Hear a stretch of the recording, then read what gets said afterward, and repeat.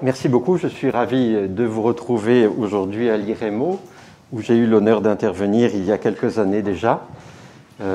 J'interviens avec un masque, ce n'est pas évident pour vous d'entendre. J'espère que le son est suffisamment clair pour ceci. Entrons tout de suite dans le vif du sujet. Il y a un peu moins d'un an, à la fin du mois de janvier 2020, au Caire, un congrès s'est tenu sous l'égide de El-Azhar, intitulé Tajdid al-Fiqh al-Islami, le renouveau de la pensée islamique. Et dans la déclaration finale de ce congrès du Caire, le grand imam Ahmed Tayyib a mis en garde contre les courants extrémistes, contre les groupes violents terroristes, pour leur mécompréhension de ce que sont les notions de souveraineté, d'émigration, de djihad, de qital, et leur refus de s'inscrire dans le cadre d'États reconnus. Et puis, il a pointé le doigt sur une des sources du mal, selon lui, et cette source, c'est l'ilhad, l'athéisme. L'athéisme. Je cite, « L'athéisme est un danger qui remet en question la stabilité des sociétés, qui accorde une valeur sacrée aux religions et qui respecte leurs enseignements. Il est l'une des armes de la conquête de la pensée, au moyen de laquelle, par la promotion de la liberté de religion, il détruit les religions et désagrège le tissu social.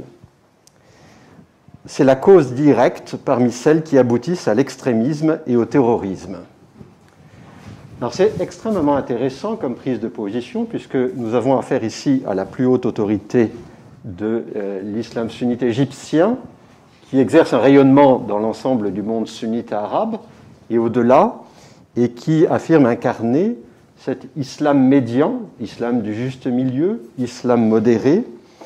Et donc, dans l'analyse qu'il propose ici, l'athéisme est à la source du mal qui conduit au terrorisme et à l'extrémisme. Il illustre ce que j'explique depuis quelques années, c'est-à-dire que cela fait à peu près 5-6 décennies que le courant majeur de l'islam est un islam antilibéral. Ça ne veut pas dire qu'il n'y ait pas de musulmans libéraux, je parlerai des musulmans libéraux, mais le courant majeur depuis la fin des années 50, le début des années 60, est un courant antilibéral sur le plan philosophique et politique. Donc je le qualifie de courant intégral. Qu'est-ce que ça veut dire, courant intégral ? 3 critères principalement permettent de le définir. Le rapport à l'autorité, quand il y a conflit autorité politique, autorité religieuse, c'est l'autorité religieuse qui doit l'emporter.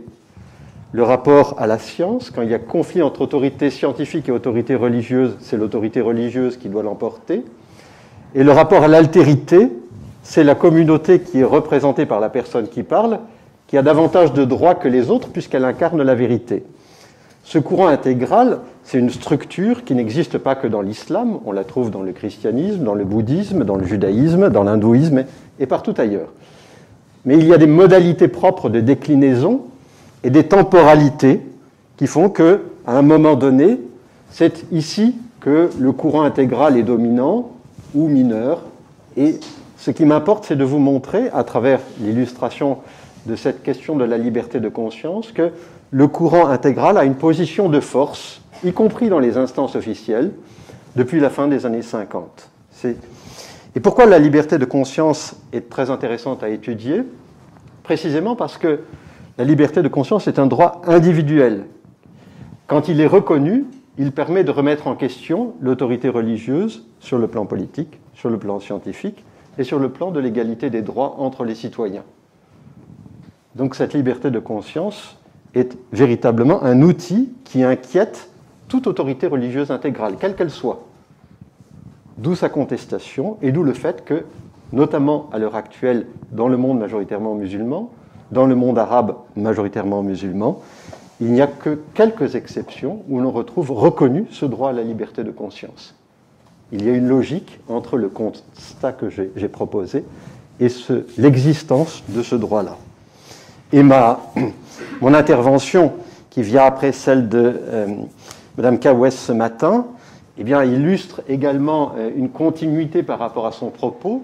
Vous savez que la constitution algérienne de 2016, dont elle a parlé ce matin, est en discussion à l'heure actuelle pour des recompositions d'articles, et il va y avoir un référendum. Si vous regardez en l'état le texte actuel, vous pouvez noter qu'entre 2016 et 2020, il y a un terme qui a disparu, c'est la liberté de doctrine religieuse, qui n'est pas la liberté de conscience, et qui n'est plus dans le texte de 2020, alors qu'il était dans le texte de 2016. C'est très intéressant. Voyons justement, commençons par la question des constitutions et du droit, c'est-à-dire qu'est-ce qui est délivré, reconnu comme droit aux citoyens des États de cette région. Ces États, vous le savez, sont nés de l'imposition par des puissances européennes de colonies, de protectorats, de mandats, essentiellement les Français et les Britanniques, les Italiens pour la Libye, sur des sociétés qui, avant 1830, pour l'Algérie, ce qui est devenu l'Algérie, et 1918 pour les dernières sociétés, Liban, Syrie, Transjordanie, Irak, faisaient partie de l'Empire ottoman. Les sultans avaient conquis un vaste territoire au XVIe siècle et en leur sein, les sujets disposaient de droits déterminés par des appartenances communautaires. Toutes les communautés n'étaient pas reconnues, certaines étaient reconnues, et le droit passait par ces communautés. Ce système de reconnaissance d'un droit à travers des communautés, et non pas en tant que citoyen individuel, s'est perpétué dans le cadre de la domination européenne. Les citoyens, et ensuite au moment des indépendances. Les citoyens n'ont pas d'existence légale, autre qu'à travers un lien à une communauté reconnue, dont le nombre varie. En Égypte, on a 3 religions qui sont reconnues, islam, christianisme, judaïsme. Au Liban, vous avez 18 communautés qui sont reconnues, mais vous ne pouvez pas être un Libanais bouddhiste. Vous ne pouvez pas être un Égyptien athée. Ça, c'est pas possible. Vous devez officiellement être reconnu à travers une communauté elle-même reconnue. Il y a une exception dans la région, c'est la Turquie. La République turque a été proclamée en 1923. Elle a été dotée d'une constitution promulguée le 20 avril 1924, qui a été modifiée par la loi du 10 avril 1928. Et les modifications sont intéressantes parce qu'elles suppriment toutes les dispositions relatives à la religion, article 2, article 16, article 38, une partie de l'article 26 également, par exemple le serment des députés qui est sur l'honneur et non plus par Dieu et autres. Vous voyez toutes ces références-là. Le fait que la religion de l'État turc n'est plus qualifiée comme étant l'islam.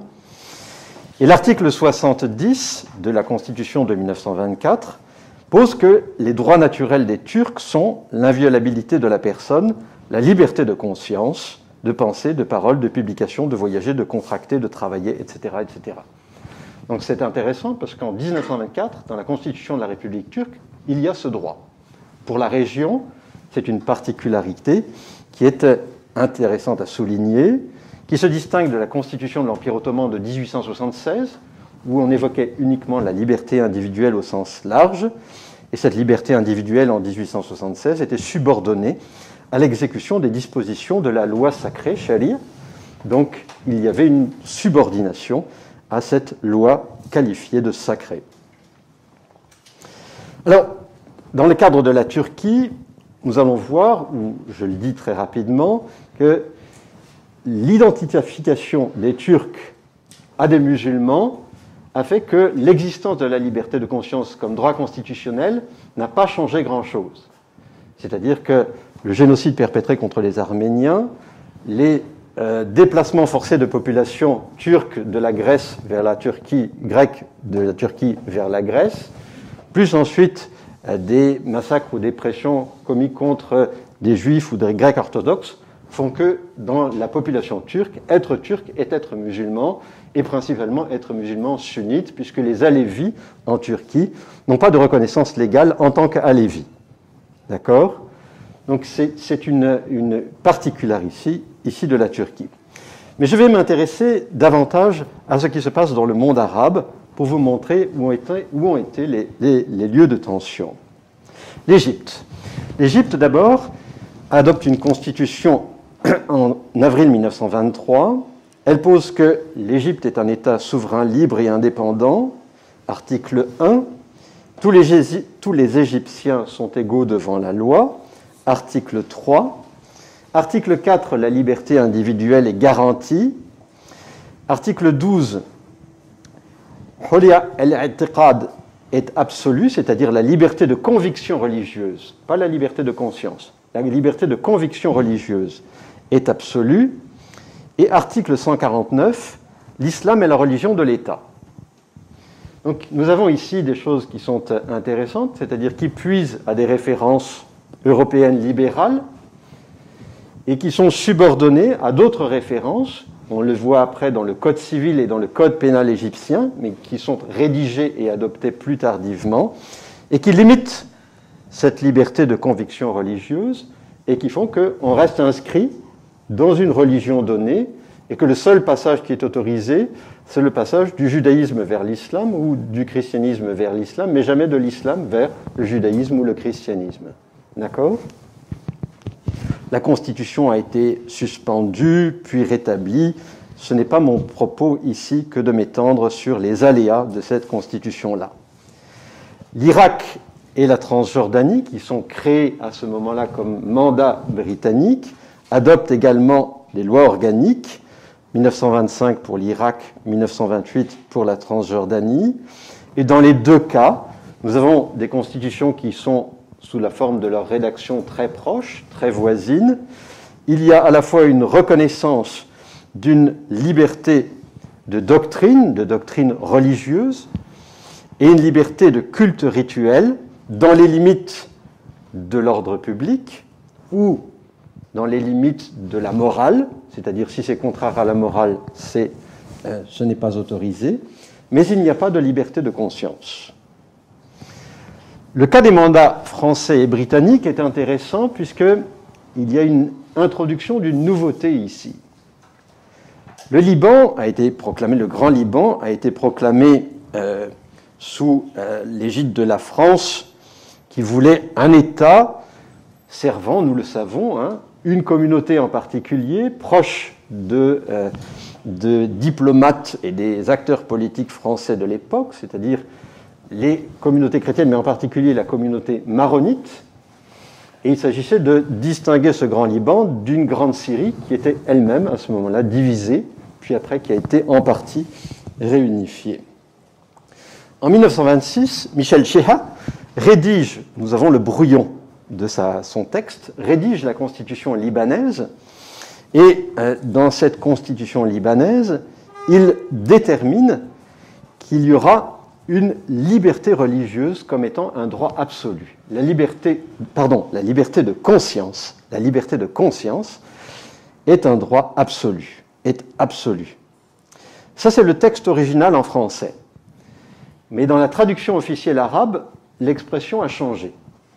Et ce n'est pas Hurriyat al-Damir qui a été reconnu, mais c'est Hurriyat al-I'tiqad, c'est-à-dire liberté de doctrine religieuse.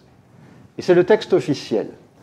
Ce qui fait qu'on s'est retrouvé finalement au Liban dans la même configuration qu'en Irak ou en Transjordanie ou en Égypte, à savoir que chaque citoyen est relié à une communauté elle-même dépendant d'une doctrine religieuse particulière. D'accord ?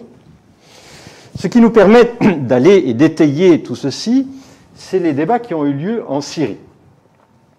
Donc le deuxième mandat français dans la région, c'est celui de Syrie, qui a adopté le même type d'article dans la constitution syrienne.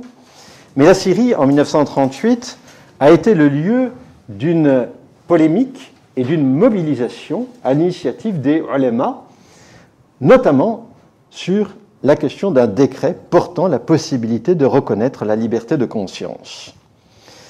Ce décret est le décret 146 LR, qui modifiait un autre décret et qui incluait, pour tout citoyen syrien, le droit à la liberté de conscience. Deux associations d'oulémas se sont mobilisées. La Jamiat el-Ulema Bidimeshq, l'association des oulémas de Damas, présidée par le cheikh Kamal el-Qassab, qui a opposé plusieurs objections à ce décret. Et les objections sont vraiment très intéressantes parce qu'elles permettent de mettre le doigt sur ce qui est en jeu. Première objection, Il n'est pas possible, disent ces ulémas, et notamment le cheikh Kamal al-Qassab, de mettre sur un pied d'égalité la Ummah et les autres communautés. Ça, c'est pas possible. Donc, un tel décret remet en question cet ordre de priorité entre la Ummah et ce qui est des communautés.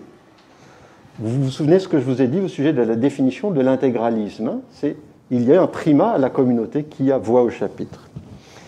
Deuxième objection, vous ne pouvez pas représenter de la même manière toutes les communautés. Troisième objection, elle porte sur l'article 11 du décret qui autorise quiconque saint d'esprit et ayant atteint l'âge de raison à rejoindre ou quitter n'importe quelle communauté dotée d'un statut personnel. Ce n'est pas une liberté de conscience totale, mais c'est la possibilité pour tout citoyen syrien de quitter sa communauté, y compris les musulmans. Et ce que répondent les ulémas, je cite, c'est quelque chose que la vraie religion islamique n'a jamais permis d'aucune manière. Elle punit l'apostat par la mort, en ce monde et par le feu éternel dans l'au-delà. Ensuite, il y a d'autres objections qui concernent les enfants et autres.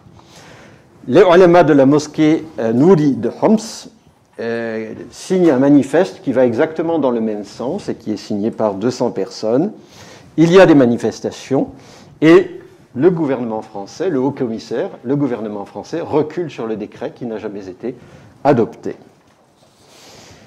Voilà poser le cadre, si vous voulez, le cadre avant la Seconde Guerre mondiale. C'est-à-dire que la liberté de conscience, qui est une notion apparue au XVIe siècle dans l'espace ouest européen, qui est devenue un droit formulé tel que vous pouvez le comprendre aujourd'hui au début du XVIIIe siècle, c'est-à-dire le droit à avoir n'importe quelle conviction religieuse, à quitter une communauté, un groupe ou autre, ou à ne pas en avoir.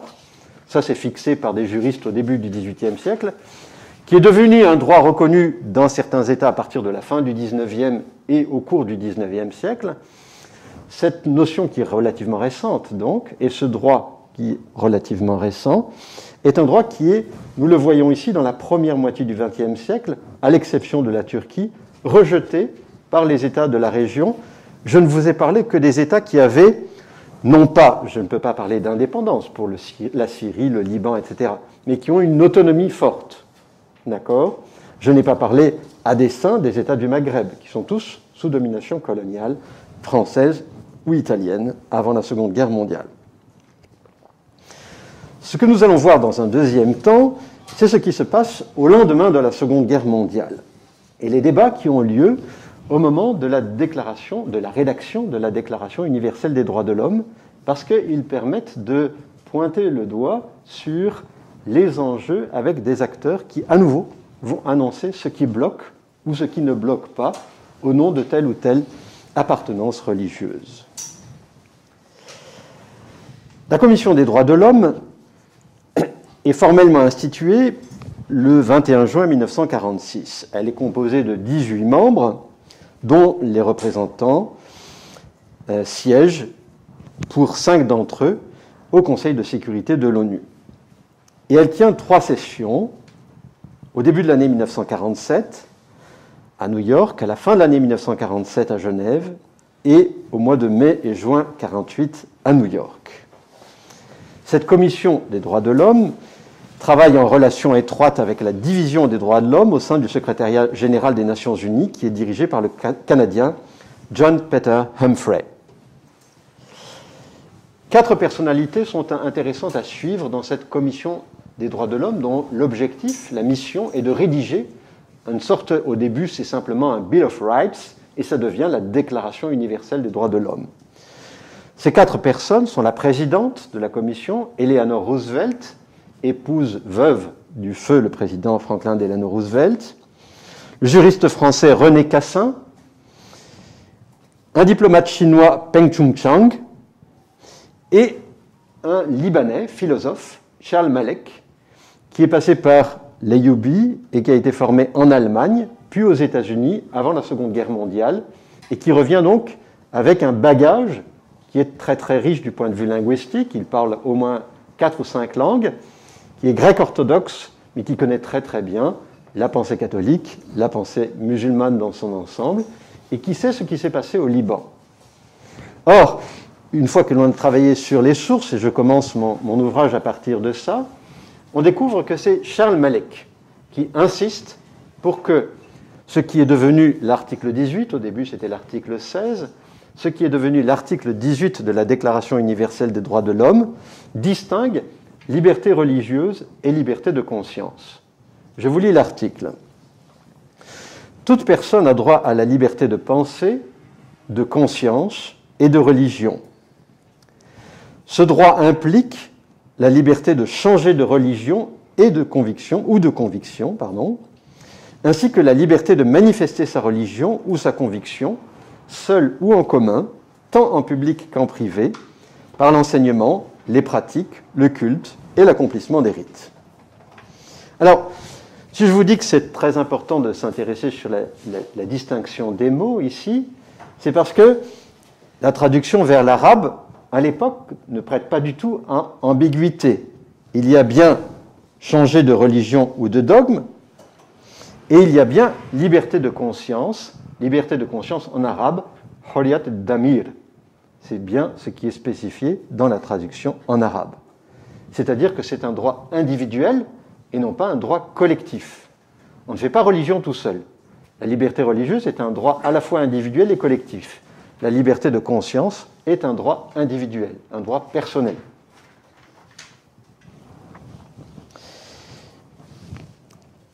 Le diplomate qui, à l'extérieur de cette commission des droits de l'homme, au début, Eleanor Roosevelt ne comprenait pas bien la différence entre religious freedom et freedom of conscience. Parce que pour elle, aux États-Unis, ne pas avoir de religion, c'était avoir une religion, et donc ça englobait les athées ou les agnostiques. Mais Charles Malek au Liban, il sait très bien que hurriyat al-mu'taqad ou hurriyat al-i'tiqad, ce n'est pas la même chose que hurriyat al-damir. Ça n'a pas du tout les mêmes conséquences du point de vue du droit et du point de vue de la pratique sociale. C'est pour ça qu'il a demandé de distinguer les deux et d'expliciter, c'est-à-dire le droit de liberté de changer de religion ou de conviction. Et parmi les diplomates, notamment ceux du monde arabe majoritairement musulman, ils comprennent tout de suite ce qui est en train de se jouer. Le premier à réagir, à l'extérieur de la commission, est le représentant de l'Arabie saoudite. Alors, l'histoire ne manque pas de piquant, puisque le représentant de l'Arabie saoudite, en 1948 aux Nations Unies, est un Libanais, maronite qui plus est. Vous avez un Libanais maronite, Jamal Baroudi, qui lui aussi a fait ses études à l'Ayyubi, et qui lui dit, c'est un ami d'enfance de Faisal, du futur roi Faisal, et qui lui dit, ça ne passe pas. Ça ne passe pas, vous ne pouvez pas garder ce type d'article dans la Déclaration universelle des droits de l'homme. Cet article est fondé sur des concepts occidentaux qui ne sont pas propres à d'autres régions du monde, et en particulier à l'Arabie saoudite. Nous allons voir quelle sera la position de l'Arabie saoudite. Un autre intervenant est le représentant égyptien. Le représentant égyptien s'appelle Wahid Rafat. Il a fait ses études au Caire, puis à Paris, et là il représente donc son pays aux Nations Unies, notamment dans le 3e comité pour les affaires sociales, humanitaires et culturelles. Et il dit, il y a un problème avec cet article, notamment sur la liberté de conscience. Je vais citer cet article parce que vous allez voir très très bien le lien avec l'intervention de ce matin. Très souvent, un homme change de religion sous des influences extérieures ou dans des buts qui ne sont pas recommandables, tels que le divorce, et la délégation égyptienne craint qu'en proclamant la liberté de changer de religion ou de conviction, la déclaration encourage, certes sans le vouloir, les machinations de certaines missions bien connues en Orient, qui poursuivent inlassablement leurs efforts en vue de convertir à leur foi les populations de l'Orient. Vous comprenez pourquoi je fais le lien avec l'intervention de ce matin ici.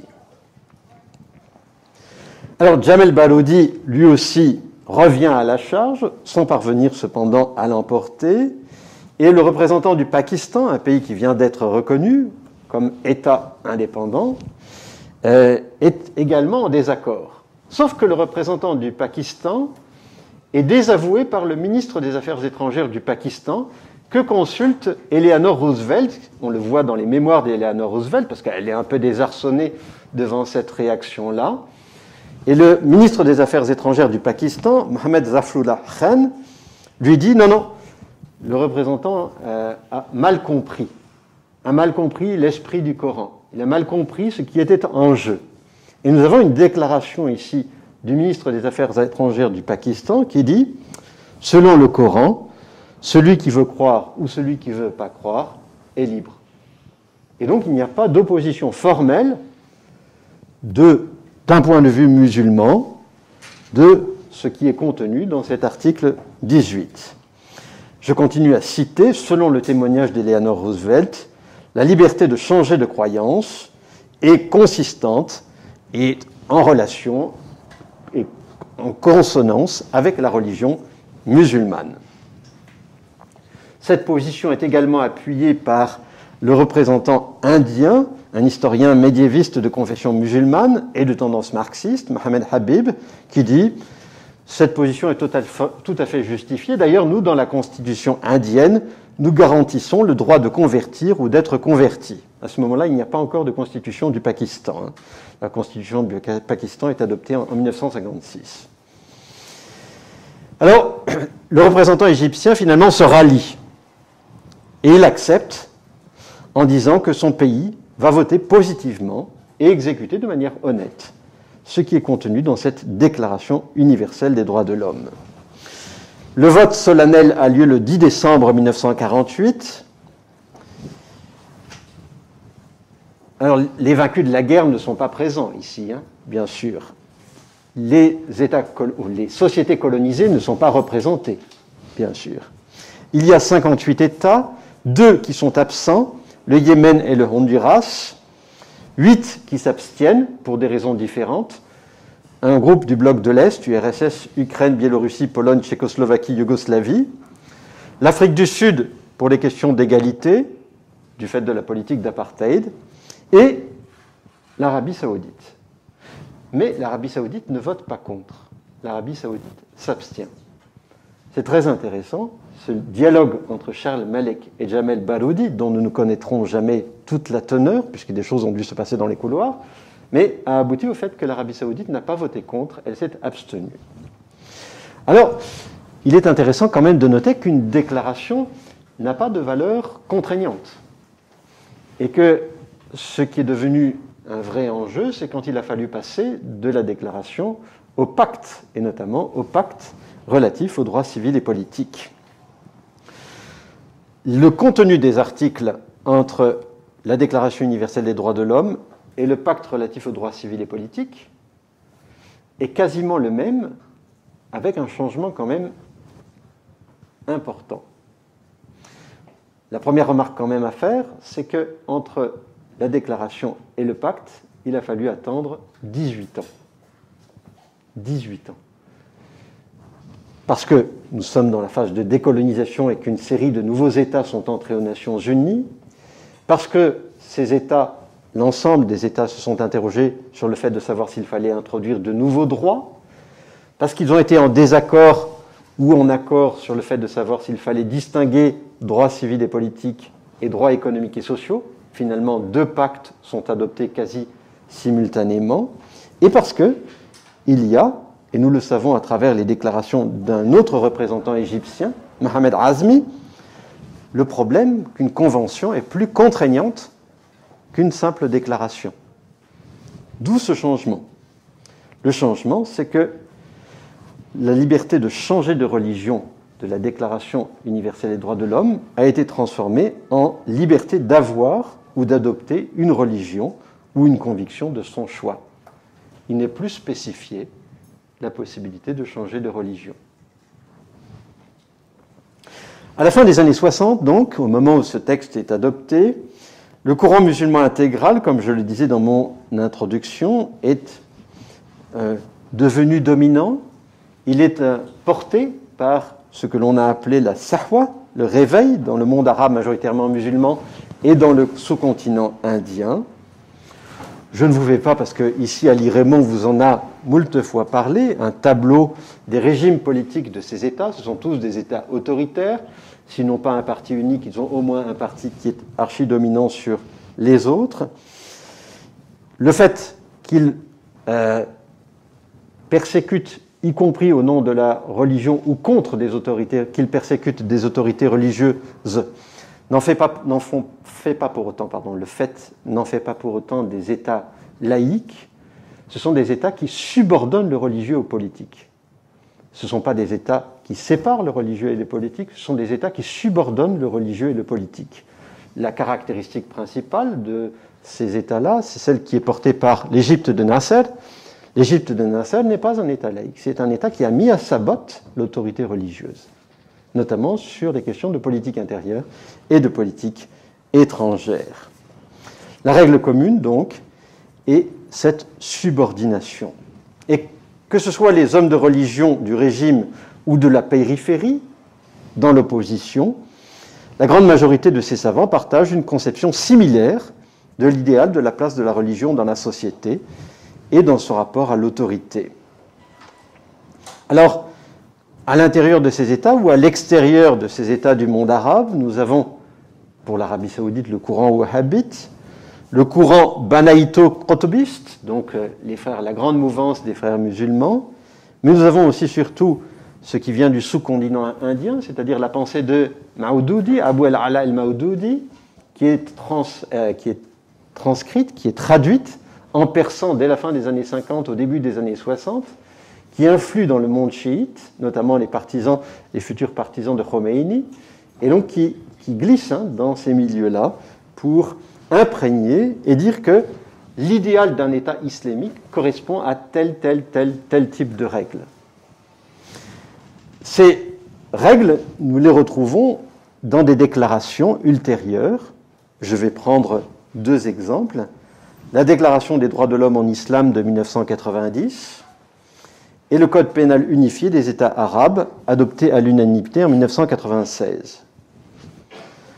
Dans la Déclaration des droits de l'homme en islam de 1990, signée au Caire par les représentants de l'Organisation de la Conférence islamique, qui est devenue depuis Organisation de la coopération islamique, l'article 10 pose en ces termes le point que l'islam est la religion de la fitra, al-islam huwa din al-fitra.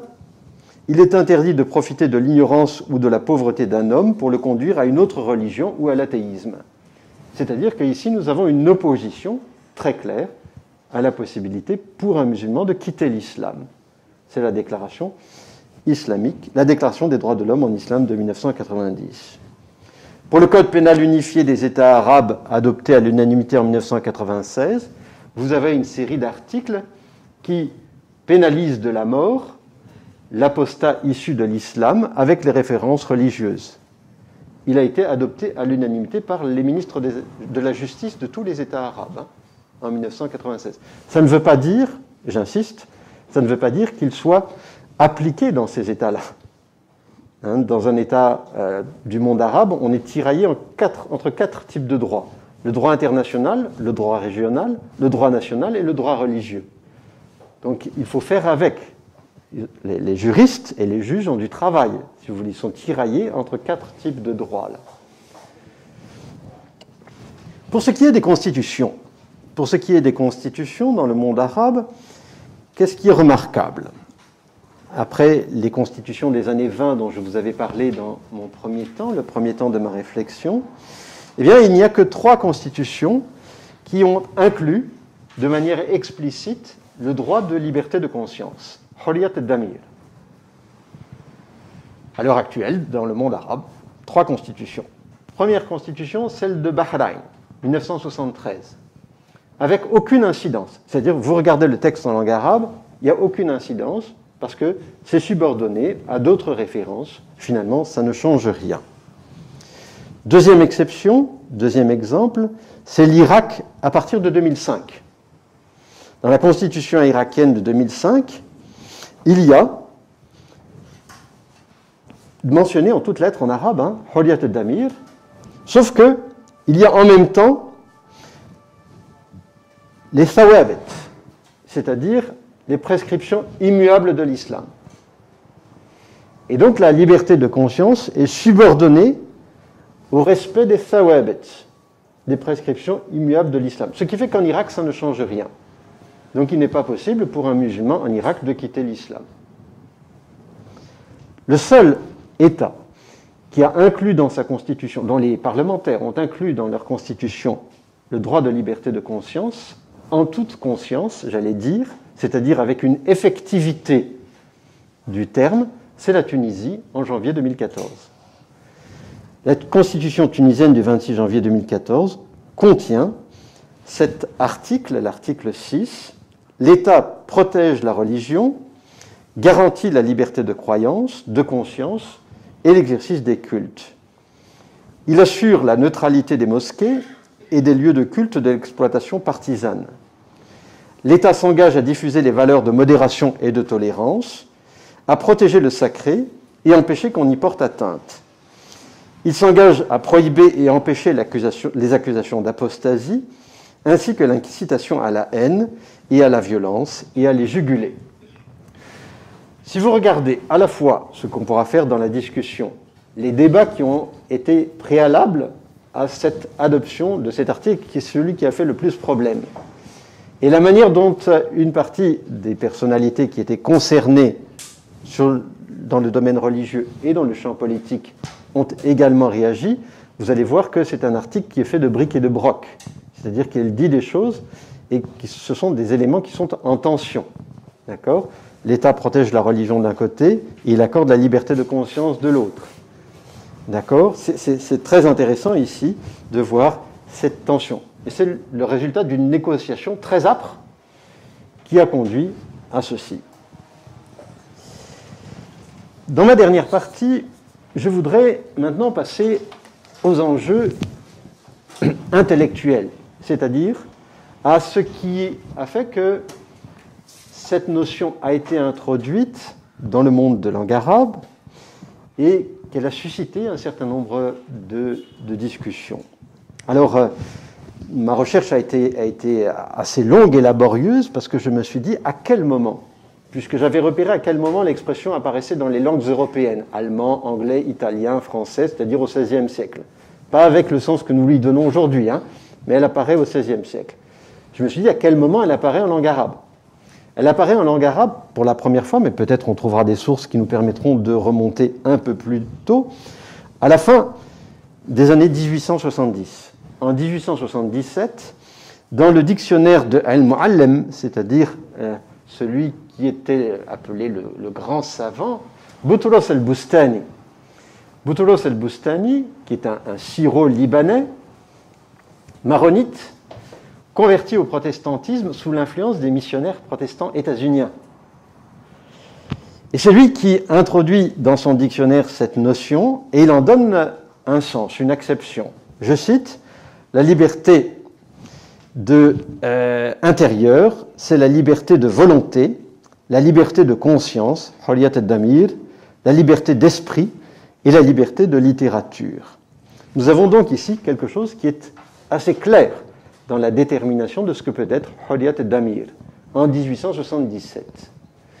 Alors c'est d'autant plus intéressant qu'on est un an après l'adoption de la constitution de l'Empire ottoman, la première constitution de l'Empire ottoman. Nous sommes également 34 ans après le dernier procès et la dernière exécution publique pour apostasie d'un musulman dans l'Empire ottoman. C'est une exécution publique qui a fait grand bruit, notamment en raison des interventions ultérieures des ambassadeurs français et britanniques. Et nous sommes dans un moment où, dans les milieux intellectuels, on traduit, que ce soit les milieux intellectuels turcophones ou arabophones, on traduit beaucoup de choses qui viennent de l'Europe. France, Grande-Bretagne, Allemagne. Des ouvrages de philosophie, des ouvrages de droit, des ouvrages de politique, des romans également, et qui font entrer dans la langue arabe ou dans la langue turque une série de notions, notamment celle-ci, qui font qu'on en discute. Alors, je vais prendre quelques exemples qui nous permettront, sur un siècle, assez rapidement, puisqu'il ne me reste plus que quelques minutes, de voir comment les choses ont évolué. Je me suis intéressé à des intellectuels qui se sont engagés, notamment pour lutter contre des pouvoirs autoritaires. Et j'ai essayé de voir, chez ces auteurs, s'ils défendaient la liberté de conscience ou non. Ma première station, c'était Abdelrahman Kawakibi. Abdelrahman Kawakibi, qui est né à Alep, qui s'est opposé très fermement au sultan ottoman, qui a lutté contre le despotisme. J'ai lu attentivement ce qu'il a écrit, et nous voyons qu'il dit il faut, dans certaines sociétés, encourager la libération des consciences en les affranchissant d'un certain nombre de tutelles, mais pour nous, nous n'avons pas besoin exactement de la même chose. Ce qu'il faut, c'est libérer les hommes de religion du pouvoir politique. Alors c'est très intéressant, parce que Kawakibi distingue ce qui se passe sous un soleil musulman, si vous voulez, et ce qui se passe ailleurs. Et ensuite, il est plus explicite. Il refuse la tolérance vis-à-vis du polythéisme, vis-à-vis de ce qu'il appelle, puisque c'est le thème de notre journée, l'impiété. Les droits individuels, explique-t-il, ne doivent pas conduire à contrevenir aux lois de la société. C'est ce que nous avons trouvé chez Ahmed Taïeb au début de mon propos. Et il vise très clairement les athées, les imamites, les ismaéliens, les zaïdites, les druzes et les hypocrites qui font davantage confiance aux non-musulmans. Il dit que l'oppression est répandue par les musulmans, ce qui tue leur conscience, mais que ce plus grand péché vient après celui de l'apostasie. Donc l'apostasie est plus problématique pour Kawakibi que l'oppression. Nous retrouvons des accents identiques, je n'aurai pas le temps de le développer, dans la polémique très courtoise, mais néanmoins très serrée du point de vue de l'argumentation et sans concession, entre Farah Antoun et Mohamed Abdou el-Ustaz. C'est au début du siècle une polémique qui a lieu après une publication sur la philosophie d'Averroès, qui était une interprétation par Farah Antoun de la pensée d'Averroès qui allait vers la liberté selon ce Syro-Libanais. Et Mohamed Abdou lui répond qu'il y a une mauvaise interprétation ici. Il défend la notion de fitra au sens traditionnel du terme, et il dit que dans un État, il n'est pas possible de séparer la politique et la religion, pas plus que dans un corps, il n'est possible de séparer, dans un être, il n'est possible de séparer le corps et l'esprit. Et Farah Antoun lui répond que l'État est là pour défendre les libertés individuelles. L'affaire s'arrête sur un désaccord, un constat de désaccord. Nous avons des positions qui sont à peu près identiques dans les années 30. On s'aperçoit que, à l'exception de quelques acteurs de confession musulmane qui sont intégrés et lancés dans une perspective libérale, je pense notamment à Taha Hussein, eh bien, la plupart des hommes de religion butent, c'est-à-dire considèrent qu'il n'est pas possible d'aller plus loin. On le retrouve chez Rachid Rida, Shekib Arslan, pour l'Algérie, Ahmed Ben Bedis. Nous allons retrouver véritablement cette impossibilité chez ces hommes de religion à accorder et à reconnaître le droit de liberté de conscience au nom d'une conception de l'islam qui résout tout lorsqu'il est bien appliqué. Donc c'est véritablement ce schéma dominant qui l'emporte. Alors ce schéma est porté à partir des années 50 et des années 60 par le courant wahhabito-banaïto-maoudoudiste dont je vous ai parlé tout à l'heure. Les personnalités qui le représentent sont Abdelaziz Ben Baz, Youssef El-Kardawi, Mohamed El-Bahi, Mohamed El-Ghazali. Je pourrais détailler toutes ces figures qui sont les figures qui ont eu véritablement un poids considérable dans la pensée musulmane de la seconde moitié du XXe siècle et qui ont défini ceci. Nous retrouvons, que ce soit chez Maoudoudi ou chez Rachid Ranouchi d'ailleurs, exactement les mêmes principes de ce que peut être l'État musulman idéal. Je m'arrête un instant sur Rachid Ranouchi qui publie en 1993 Al-Hurriyat al-Amma fi ad-Dawla al-Islamiyya, les libertés publiques dans l'État islamique. Eh bien, il n'y a pas de reconnaissance de liberté de conscience. Et dans le débat que nous avons eu entre 2011, 2012 et 2014, janvier 2014, au sein de l'Assemblée nationale tunisienne, eh bien, les gens de Ennahda ont bloqué jusqu'au dernier moment sur la question de la liberté de conscience.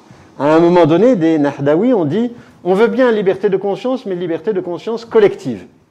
Ce que les opposants ont dit « mais ça n'a pas de sens, une liberté de conscience ne peut être qu'individuelle ».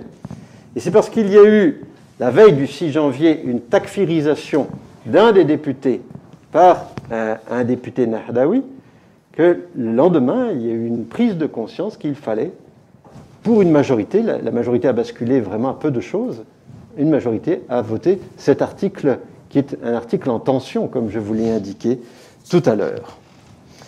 Au Maroc, au même moment, il y a eu un débat en 2011 pour savoir si on allait introduire la notion de liberté de conscience. Et Abdallah Ben Kiran, le leader du PJD, a dit « liberté de conscience, qu'est-ce que ça signifie ? Qu'on permette à certains laïcs de rompre publiquement le jeûne pendant le mois du Ramadan, que la liberté sexuelle et l'homosexuel soient banalisées et publiques. Nous n'en voulons pas, et donc cet article, cette notion n'apparaît pas dans la Constitution révisée du Maroc en 2011. Avant de conclure, je m'arrête justement sur le Maroc. Il s'est passé dans la décennie 2010 au Maroc d'extrêmement intéressant. En 2012, conformément à la position traditionnelle, le Haut Conseil des Oulémas a promulgué une fatwa qu'on retrouve dans le recueil des fatwas du Haut Conseil des Oulémas du Maroc.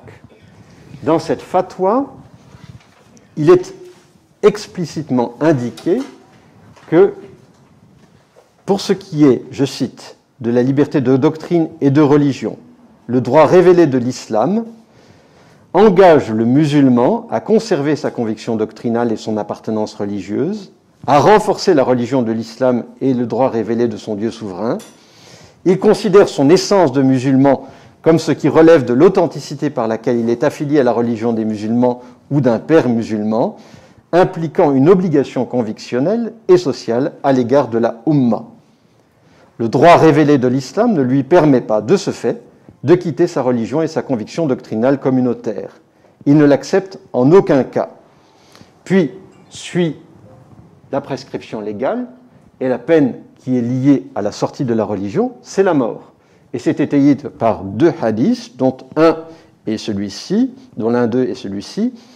Ne faites pas couler le sang du musulman, sinon pour l'une de ces trois raisons: l'adultère, le fait de prendre la vie d'un autre et l'abandon de sa religion, c'est-à-dire les sorties de la communauté. 2012. 5 ans après, des ulémas de ce même conseil publient un livre qui s'appelle Sabil al-Ulema, le chemin des ulémas, dans lequel, c'est pas une fatwa, c'est un ouvrage, dans lequel ils reviennent sur cette interprétation. Ils ne la remettent pas en question explicitement, puisqu'ils redisent à peu près la même chose, sauf qu'ils ajoutent quelque chose, en disant « ce cas-là, c'était un cas d'apostasie politique et non pas intellectuelle. C'est synonyme de haute trahison aujourd'hui. C'est quand la communauté était réduite. Quand il s'agissait de rejoindre une communauté, des associateurs qui menaçaient la communauté primordiale. Mais aujourd'hui, on n'est plus dans ce cas-là. Donc la peine ne s'applique plus. » Et il signale d'autres hadiths pour dire qu'il y a eu, de la part du témoignage du prophète de l'islam, des manifestations de tolérance pour ceux qui étaient venus à l'islam et qui avaient quitté l'islam. Et il cite un ou deux hadiths. C'est-à-dire que les mêmes hommes, dans le même pays, à 5 ans de distance, ont pu, à partir d'un même référentiel religieux, dire une chose et en partie son contraire. Je conclus. J'avais toute une partie sur les chiites, mais je n'ai pas le temps, et donc je conclus.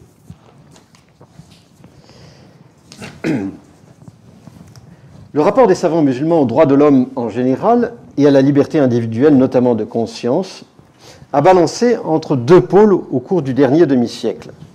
D'un côté, dire que ces droits de l'homme relevaient d'une culture, d'une civilisation qui n'était pas la nôtre.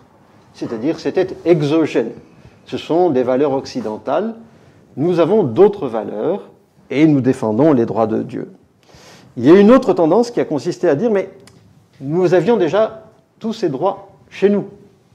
Inutile donc de faire le détour par ce qui est mentionné dans la Déclaration universelle des droits de l'homme, puisque les droits de l'homme fondamentaux ont été définis dans la tradition musulmane bien avant les autres. Et donc, nous pouvons y faire référence. Ce qui est remarquable, c'est que la question de la liberté de conscience est véritablement un nœud et un indice de cette tension entre l'adhésion à une conception universelle des droits de l'homme et à une conception culturelle ou culturaliste des droits de l'homme. Et ce débat-là est un débat extrêmement précieux et développé en Iran. En Iran, où on a essayé de montrer qu'il y avait une particularité à faire respecter. Il existe néanmoins un courant de musulmans libéraux qui a utilisé cet outil de la liberté de conscience. Je pense notamment à celui qui m'a fait l'honneur de préfacer cet ouvrage, le juriste tunisien Yad Ben Achour, qui a dit que la liberté de conscience était véritablement l'élément central pour empêcher un État de devenir théocratique. Je vous remercie.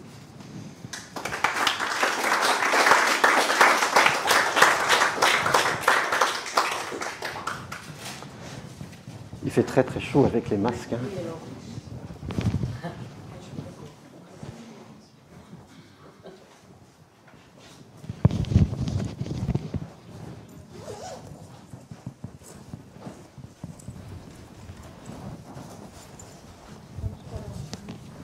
Ok.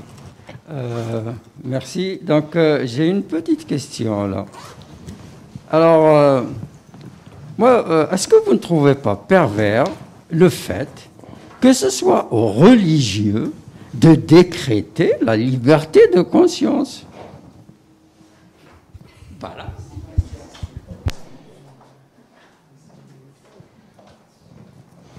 Alors, comme vous voulez, je peux répondre tout de suite. Alors, je ne sais pas qui a décrété que. Moi, ce qui m'a intéressé, c'était de voir ce que ces hommes de religion disaient.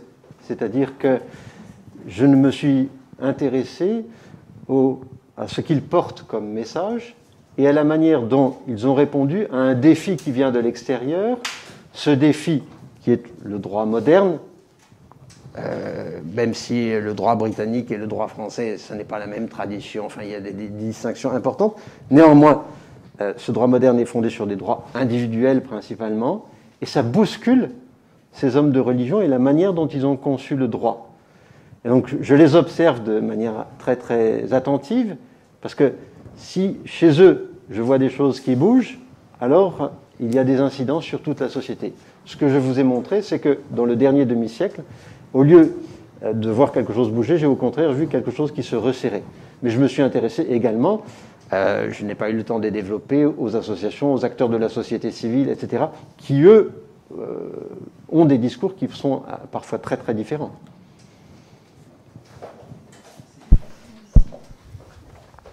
Alors, merci Monsieur Avron pour cet exposé. Je voulais poser en fait 3 questions. La première question, c'est par rapport donc à ce que vous avez signifié sur la Tunisie par rapport à ce qui a été acquis en 2016. Et est-ce que du coup, il y a réellement une conséquence sociale par rapport à ça? Parce que je crois avoir vu dans quelques exemples d'actualité que finalement, quand des personnes ont voulu mettre en avant le droit à la liberté de conscience, il y avait une résistance sociale et il n'y a pas eu de soutien politique par rapport à ça. La question complémentaire par rapport à ça, je me posais la question par rapport au Liban, parce que quand bien même il y a un système communautaire, il me semblait qu'il y avait un droit à la liberté de conscience qui était quelque part plus ou moins intégré dans la vie sociale et quelque part officieusement, et qui fait qu'il y a une certaine différence par rapport aux autres pays du monde arabe aux alentours. Et parce que bon, on peut changer finalement de religion de communauté au Liban, mais aussi je crois, mais je suis pas spécialiste, hein, que des gens qui sont athées n'ont pas d'ostracisme ni social ni politique et donc ils continuent à vivre leur vie. Et dernière chose, c'est le cas particulier je pense particulier de l'État d'Oman, qui est un État musulman mais ibadite, kharidjite. Est-ce que j'ai cru comprendre que par rapport à la liberté de conscience, il y a quelque chose qui fait une certaine différence par rapport à tout ce qui est justement ces questions de liberté de conscience en regard de ce qui se passe dans le monde sunnite et chiite, est-ce que finalement par rapport à ça, il y a des choses qui se sont mises en place en Oman où il y a une évolution particulière où finalement c'est blanc bonnet, bonnet blanc? Merci. Je vais répondre surtout sur les deux premiers points. Rapidement pour le troisième, quand on lit la constitution d'Oman, le droit ne figure pas. Dans la pratique de ce qui se vit à Oman, je connais trop mal la situation pour le développer. En revanche, je peux parler davantage de la Tunisie, du Liban, que je connais beaucoup mieux. Vous avez parfaitement raison pour la Tunisie. Il y a des décisions qui ont été prises qui ont montré qu'il y avait une efficience de ce droit-là. Deux exemples. Un, en Tunisie, une association d'athées, c'est de athées, hein, une association d'athées, a été officiellement reconnue, c'est-à-dire elle porte dans son intitulé la notion d'athéisme. Donc depuis 2014, une association d'athées a été reconnue en Tunisie. Alors qu'avant, sous Ben Ali, il y avait eu des demandes, mais ça n'avait jamais été accepté. Donc là, il y a eu une incidence. Une deuxième incidence, c'est ce qui s'est passé après 2017, l'été 2017. Vous vous souvenez peut-être, ça a fait beaucoup de bruit. C'est lorsque Béji Caïd Essebsi a dit, lors de la journée de la femme, on va modifier deux choses. La possibilité pour les musulmans d'épouser des étrangers, c'est-à-dire tout le monde comprenait des non-musulmans. Et la deuxième chose, l'égalité en matière d'héritage. Sur le second point, c'était beaucoup plus compliqué à faire parce qu'il fallait que ça passe par l'Assemblée nationale. Il n'a pas pu le faire avant son décès. Sur le premier point, c'était une circulaire du ministère de la Justice. Il a pu la faire sauter. Et donc, les Tunisiennes peuvent officiellement épouser des étrangers non musulmans. Donc là, il y a une incidence. Mais, et c'est là où vous avez raison, il ne suffit pas d'avoir du droit, d'avoir des décisions politiques. S'il y a une pression sociale, eh bien, cela limite beaucoup de choses. Et nous l'avons vu à travers une affaire il y a quelques semaines à peine, justement, avec quelqu'un qui avait relayé sur sa page Facebook une mention qui a été considérée comme blasphématoire. Il y a eu un procès, une arrestation, un procès, une mise en prison et puis une disqualification sociale de la famille. Donc on voit bien ici que les enjeux sociaux sont tout à fait intéressants. Et je vous donne également raison pour le Liban. Le Liban n'a pas dans sa constitution le texte officiel la liberté de conscience, mais seulement la liberté de doctrine religieuse. Néanmoins, au Liban, nous voyons qu'il est possible pour des musulmans de devenir chrétiens, y compris de devenir chrétiens publiquement, c'est-à-dire avant même de devenir clerc. Il y en a quelques-uns. Alors vous ne restez pas forcément dans votre quartier, vous ne restez pas forcément dans votre ville, ça dépend des époques. C'était plus facile dans les années 60 que dans les années 90. Mais là où ça bouge beaucoup, c'est au niveau des mariages, et notamment des mariages civils. Vous avez des agences de voyage qui sont spécialisées dans les mariages civils à Chypre. Ce qui m'amène à Israël, dont je n'ai pas du tout parlé aujourd'hui. Dans les mêmes hôtels et les mêmes municipalités, notamment à Paphos, à Chypre, vous avez des Israéliens et des Libanais qui se font la guerre depuis 1948, qui sont là pour les mêmes raisons, c'est-à-dire des mariages civils. Ils font les mêmes fêtes autour des mêmes piscines, dans les mêmes halls d'hôtels, et pour permettre donc à des croyants, ou pas croyants d'ailleurs, mais liés à des communautés religieuses de se marier civilement, y compris donc pour des chrétiens hommes de se marier à des Libanaises femmes musulmanes. Et c'est important au Liban puisque la religion de l'enfant dépend du père. Et ce mariage est reconnu officiellement par le biais du ministère des Affaires étrangères, qui passe au ministère de l'Intérieur, et ensuite les papiers sont reconnus officiellement. D'ailleurs, le mariage civil n'existe pas au Liban, pas plus qu'il n'existe en Israël, mais il est reconnu officiellement. Alors Chypre, c'est plus facile et c'est moins cher, mais ils peuvent venir en France aussi s'ils ont un peu plus d'argent pour faire exactement la même chose. Donc oui, ça existe. Et donc je vous donne raison sur ces deux points. Donc la religion du père, en Tunisie, peut également fonctionner dans un sens non musulman, dans le sens où si on a accordé aux femmes tunisiennes de se marier avec des non-musulmans, le père... Pour l'instant, je n'ai pas vu d'affaire de cette sorte en Tunisie. J'attends de voir, mais je ne suis pas tous les couples. Hein. J'attends de voir ce qui peut se passer dans des mariages. C'est 2017, donc c'est très récent. J'attends de voir ce qui peut se passer dans des mariages de Tunisiennes considérées comme musulmanes avec des étrangers considérés comme non musulmans pour ce qui est de la religion de l'enfant.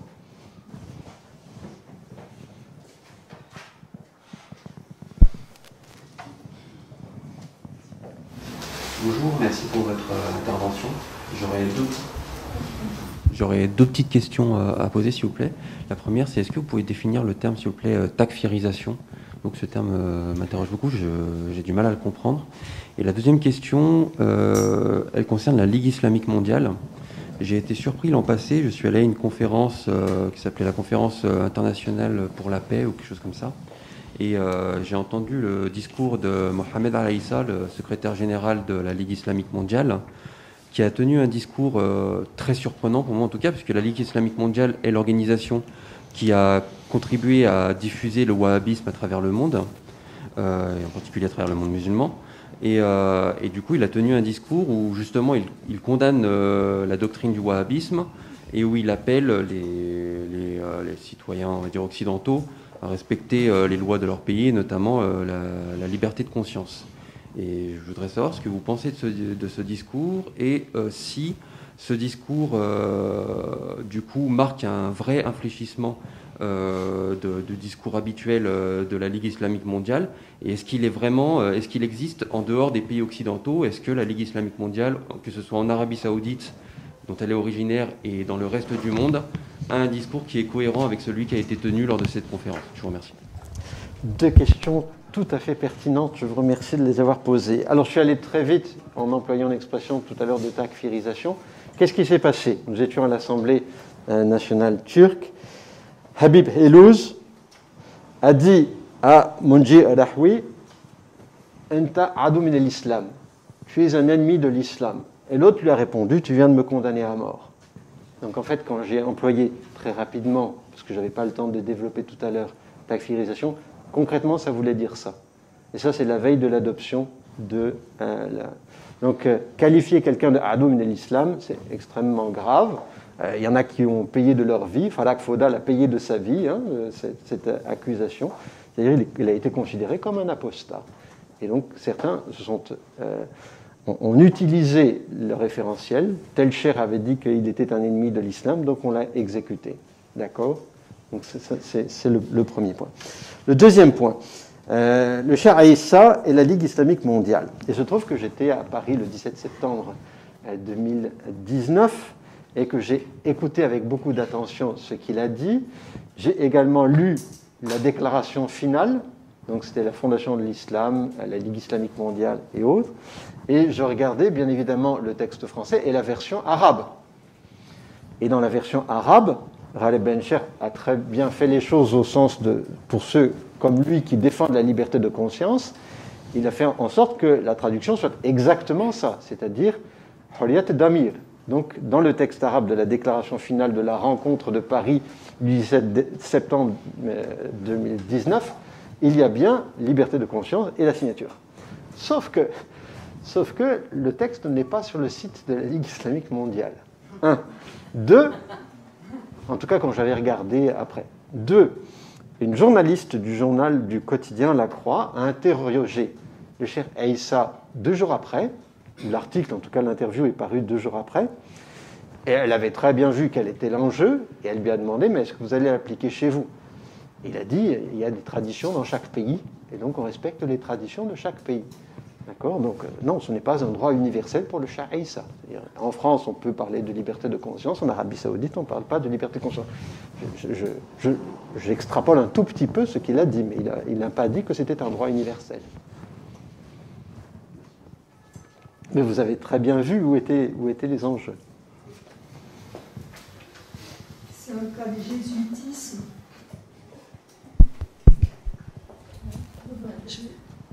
Oui, je me suis permis une petite plaisanterie. Oui, je viens de dire que c'est un cas de jésuitisme. Mais avec des conséquences très très importantes. Hein. Je vais vous poser une question, mais ça dévie un tout petit peu. Je voudrais savoir, par exemple, est-ce qu'on peut être franc-maçon au Liban? Est-ce qu'on peut être franc-maçon en Arabie Saoudite? Enfin, je ne sais pas. Quel est le statut de ce genre d'association dans des pays comme ça? Ont-ils le droit d'existence? Et si oui, vont-ils se référer à un grand architecte de l'univers systématiquement ou pas? Alors, vous avez un très bon historien qui a travaillé sur la franc-maçonnerie dans le monde majoritairement musulman, qui est Thierry Zarkon, et qui a publié plusieurs ouvrages là-dessus, des articles. Et il montre deux choses intéressantes. C'est-à-dire que la franc-maçonnerie s'est développée au XIXe siècle de manière importante dans l'Empire ottoman et au-delà. Et donc dans le monde, la partie arabe de l'Empire ottoman, dans tous les milieux, y compris des milieux musulmans, il y avait un point de blocage. C'est-à-dire que ce sont des réseaux francs-maçons anglo-saxons, français, italiens, etc. Mais le Grand Orient de France, à partir du moment où le Grand Orient de France a éliminé la référence au grand architecte de l'univers, ce type de discours n'a pas été accepté dans les loges franc-maçonnes de l'Empire ottoman. Donc il fallait au moins la référence au grand architecte de l'univers. Il se trouve qu'une partie de ces loges franc-maçonnes ont été très discutées, remises en question, parfois attaquées de manière assez vigoureuse au moment des indépendances ou après les indépendances. Et aujourd'hui, il y a des francs-maçons en Égypte, il y a des francs-maçons au Liban, mais ils ne le mettent pas en Tunisie, mais ils ne le mettent pas sur la carte d'identité, ni sur leur carte de visite, si vous voulez. Et il continue à y avoir des loges franc-maçonnes, oui.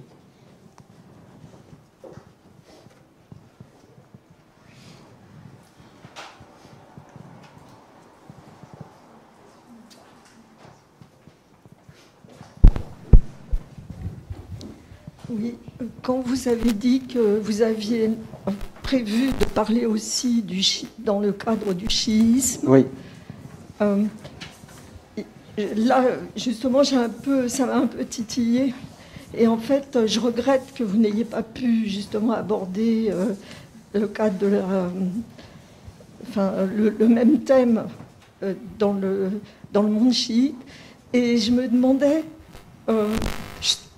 ce sera peut-être complètement à côté de la plaque, si on pouvait voir dans les problèmes que rencontre le monde musulman pour ce problème de liberté de conscience, s'il y avait un rapport avec la fermeture des portes de l'Ijtihad.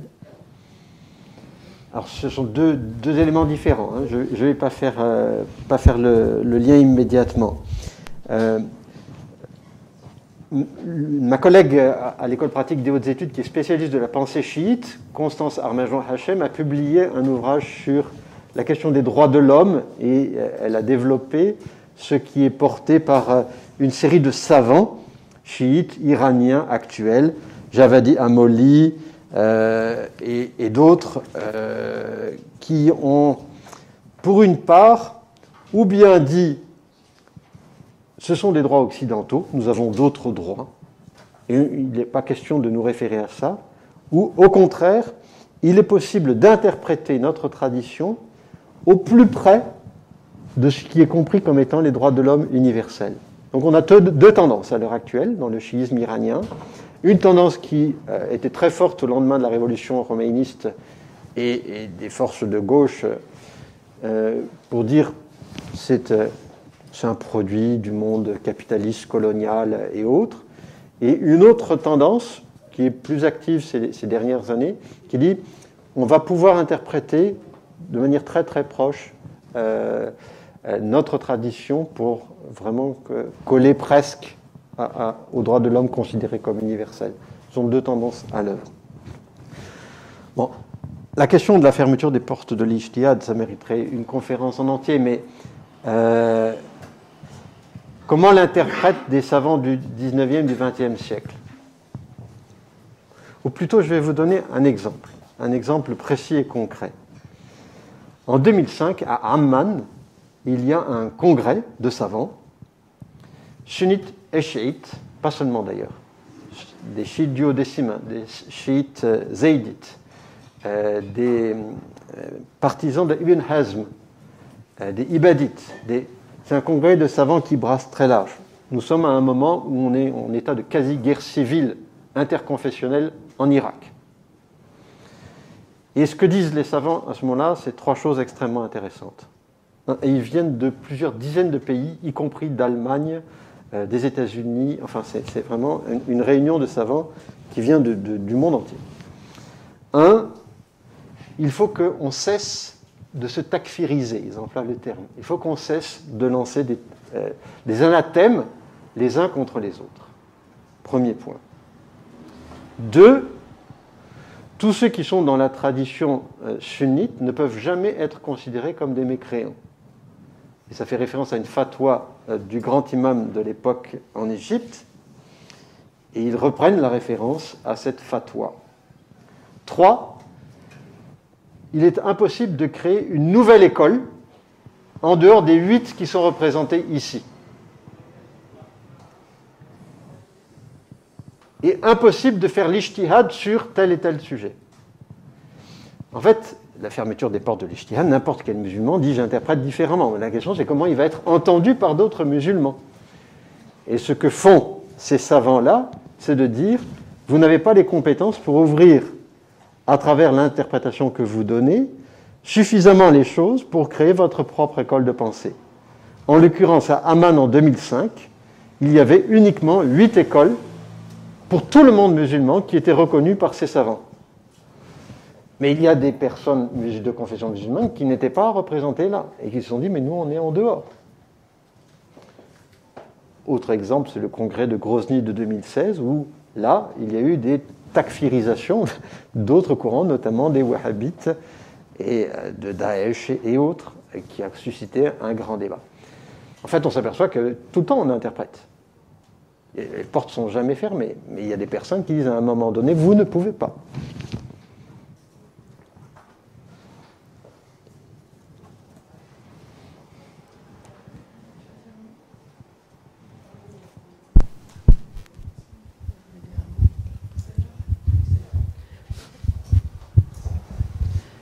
Eh bien, s'il n'y a pas d'autres questions, on peut remercier chaleureusement Dominique Avon de son intervention. Merci.